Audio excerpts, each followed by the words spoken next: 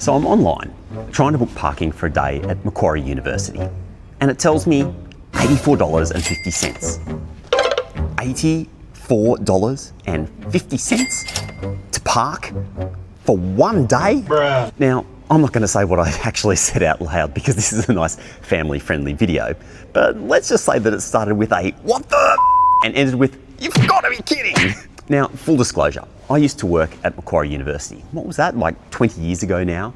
And back then, sure, you had to pay for parking too, but it cost $110 for the whole year. So yeah, we're starting this video with a clear con. Parking at Macquarie? Brutal. But is it still worth going there, even if your car doesn't get a warm welcome? Let's take a proper look at the pros and cons of studying at Macquarie University in 2026. Because honestly, there's a lot to like.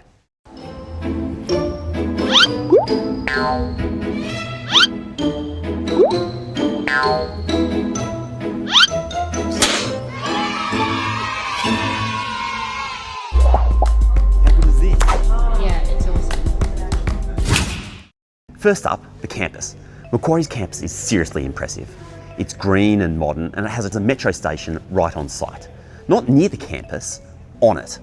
And that's pretty rare in Australian terms. And the facilities? Well, you've got everything here from a private hospital to high-tech science labs, one of the best business school buildings in the country.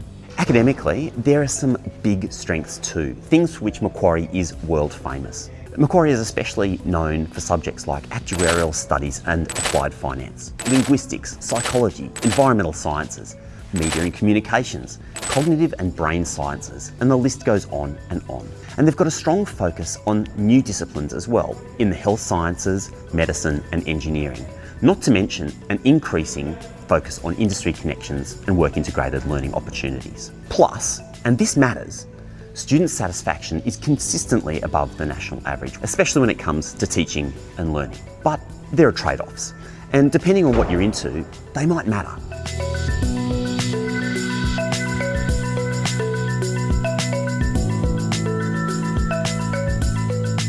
Let's start with the cost of living. Macquarie is in the northwest of Sydney. It's safe, it's leafy, but rent in this part of the city can get quite expensive. And if you're commuting, yes, there's the metro station, but depending on where you live in Sydney, the trip certainly can take a while. Secondly, social life. Absolutely, there are great clubs and societies and events and parties here at Macquarie University. But it's also traditionally a bit of a commuter campus. So students tend to come in here, do their classes, and often will leave. So life on campus kind of depends on the time of year. That said, the university has invested in some fantastic on-campus accommodation. So increasingly, there are more students on campus year-round. Third, and this one's important, some areas are being cut. Macquarie University, like all universities, is having to refine down the number of subjects being taught.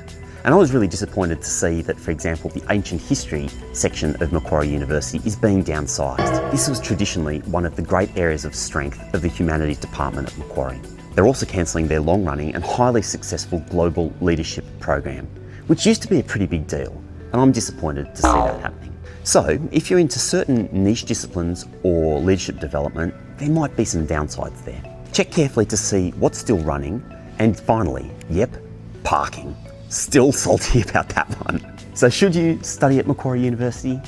Well, if you're looking for a solid academic experience, especially in business, psych, actuarial studies, media, and many other disciplines, and you like the idea of a big green campus with great facilities that has accessibility to the city, then yeah, Macquarie might be a great fit for you. Just maybe budget for the metro, or bring a bike, or start saving for parking. Now, not now, yesterday.